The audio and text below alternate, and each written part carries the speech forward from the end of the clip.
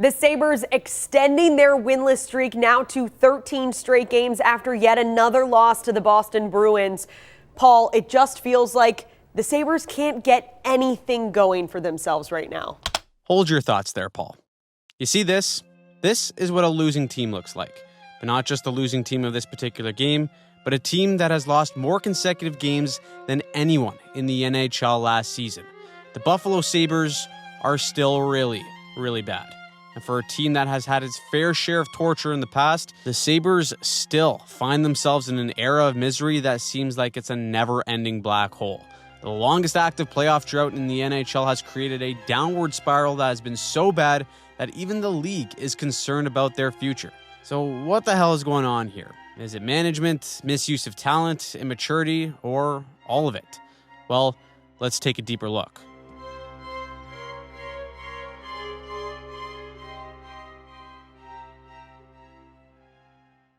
Before we hop into it, today's video is sponsored by Raycon, the everyday earbuds that I use on the regular. They just recently brought back their everyday earbuds classic model and remastered it to include active noise cancellation. You do not hear a thing from the outside world with these bad boys on. They are just perfect for drowning out all the noise you get from the other fan bases trying to get under your skin, whether it's video editing, at the gym, or just anything that requires headphones. I'm sliding these in and we're going to work. It's got 8 hours of playtime with a 32-hour battery life alongside features like tailored sound profiles, earbud button functions, and awareness mode.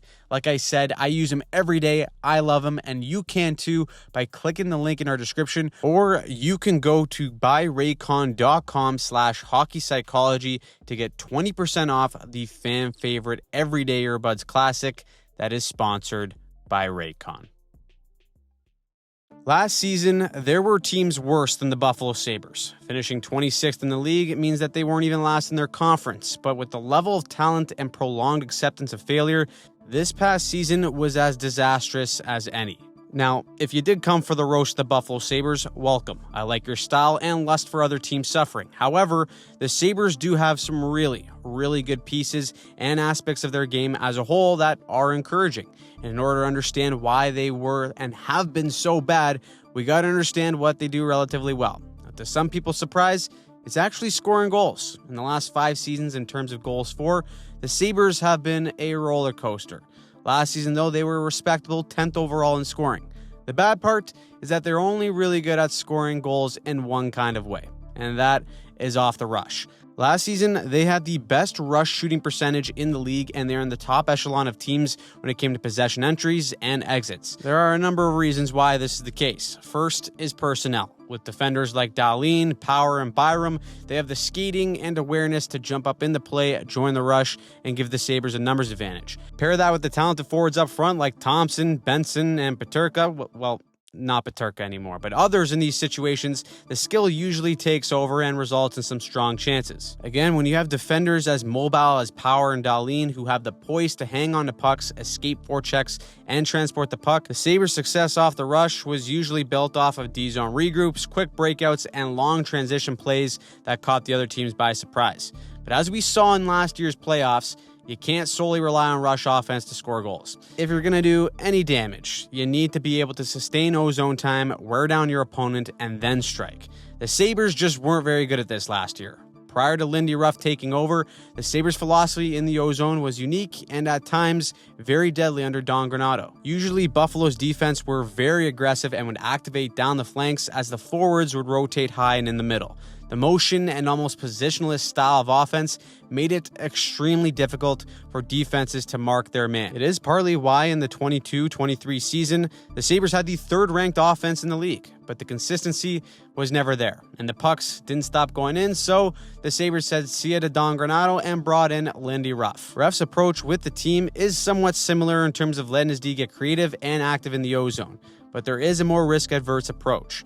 At its best, the Sabres in the offensive zone look something like this. As Buffalo gets the entry, options fade quick, but instead of trying to force a play off the rush, Power's going to hold on to the puck and crawl up the zone to find a better option. Now peek the other Sabres on the ice. Montreal does a good job in coverage, but every Sabre player keeps their feet moving and rotates into the next spot to provide options. For the most part too, the Ds are still relatively high in the zone, ready to defend a potential turnover, with support also swinging up high as well. There's still risk to the movement, but there's built-in support in case things go to shit. So Power throws this into the corner, but because of the rotation, the Sabres are first on the puck. A quick high scissor route opens up some space. The movement creates openings. Tage Thompson starts tickling the rafters. He unleashes a cannon. Bob's your uncle, Susan's your sister, and it's in the back of the net.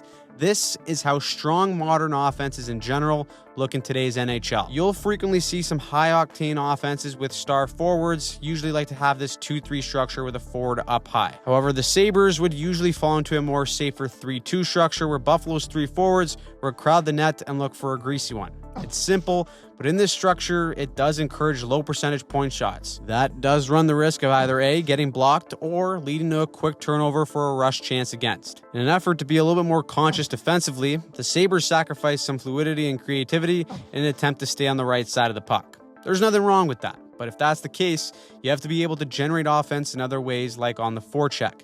Too bad they struggle with that too.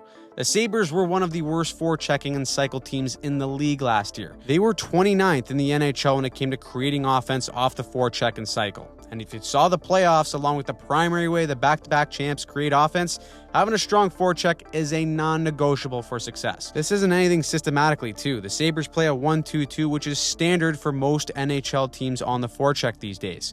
But the difference is execution, and that falls primarily on the shoulders of the F3. Now, the F3 is just essentially the third forward, and it's the most important position in the O zone. Not only are they relied on to rotate in offensive positions and provide potential shooting support, but they're also the safety valve for their defensemen. When the F3 is in the right spot, it eliminates any hesitation for the D to pinch. The Panthers are the kings at this very skill, and any team who defends well in the O zone almost always have a strong F3 above the puck in the right spot. In Buffalo's case, though, oftentimes the F3 would skate deep into the zone to take away a middle exit. Usually, a hard rim or bump play left them susceptible to an odd man chance the other way, or just led to a rather easy breakout. Now, with Buffalo being the youngest team in the NHL last season and having the least experience in terms of games played, these types of reads and defensive responsibilities while being on offense is hard for inexperienced players to grasp at the speed of the NHL. One tiny mistake or misread, and all of a sudden, you're picking pucks out of the back of your net. For Buffalo, it was a chore to create offense off the cycle or forecheck because usually the F3 and D just didn't have that cohesion to maintain pressure. Naturally, when you can't sustain any offensive pressure, you find yourself defending a lot more than you prefer. And the Sabres in their own end weren't great either. No fancy stats other than goals against can paint you the entire story. Funny enough, where Buffalo also had trouble defending was off the forecheck and cycle. Throughout the season, the Sabres typically like to break out on the strong side up the wall when retrieving the puck below the goal line. When it works, they have the proper support in place for options. It gets them attacking on the rush quickly, and everything looks great. However, they did have the tendency of forcing plays up the wall instead of leaning into their strengths and regrouping. Strong forechecking teams often close that gap quickly in Buffalo's D and had bodies waiting on the boards for the turnover. Off the cycle, they also struggled too, and their youth would show. Now, the Sabres played a zone or box +1 defense, so watch here as Toronto initiates the cycle and everyone is in okay positioning. But as this puck goes down low, the Sabres' right D in Clifton attaches to his man and heads all the way up the boards, which prompts the left winger in Benson to cover his man in the slot, while the left D helps out the center to make this a 2-on-1 play on the boards and kill it right away. But the center just so happens to be a 21-year-old Noah Ostlund. His job here is to play the body while support comes in to pick up the puck. Unfortunately, the 21-year-old learns a lesson about defending on the wall in the NHL. He doesn't win that battle, and all of a sudden, the puck here has beat two guys out of the corner. These two run into each other down low, which leaves this leaf wide open, and in the blink of an eye, it's in the back of the net. Opposing teams knew that they could beat Buffalo down low, and with a sustained cycle, it would likely lead to the Sabres getting scored on. Now, of course, all the X's and O's and on-ice stuff last year wasn't pretty, but the main issue for years has been management. It's no secret. The Sabres have royally fumbled the bag time and time again when it comes to managing talent. Jack Eichel, franchise-altering centerman, see you later, goes and wins a Stanley Cup. Sam Reinhart, Evander Kane, Ryan O'Reilly, Linus Ullmark. The list goes on, and you get it. The Sabres have a knack for giving up on talent, or just the talent giving up on the Sabres. The result has created a destination so undesirable that even the GM knows it and feels obligated to mention that they pay taxes and don't got any palm trees as a reason why no one wants to go there. Honestly, if it wasn't for Josh Allen at this point, I think the city would just fold. But how can the Buffalo Sabres actually stop being a disaster? Well, you can start with management, since they are responsible for the team on the ice. And so far, it looks like there won't be any major changes. Earlier in the summer, they did trade one of their brighter offensive talents in J.J. Peterka to Utah in exchange for defensemen Michael Kesselring and Josh Stone. Fans thought they lost the deal, and given the Sabres' track record and luck, probably. But it's something that we won't know for certain until we've seen how they fit in either system. But for the most part, the Sabres roster will be young and relatively the same, which means it comes down to execution. If the Sabres want true improvement, they will have to learn how to defend when they have the puck.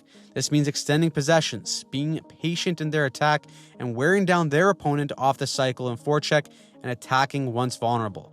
Last season, they led the NHL in first period goals, which means that there's a ton of growth when it comes to learning how to defend with a lead. Knowing when to take these risks and how to manage the game both with and without the puck will be the next step for the evolution of this Sabres roster. But until things turn around, the Buffalo Sabres are without a doubt heading into the 25-26 season as still the league's biggest disaster. Riding the longest postseason drought in hockey has taken its toll on the fans, players, and even the league. But despite all that, there is still some promise. Whether it actually materializes into something more is what we're going to have to wait and see for this upcoming season.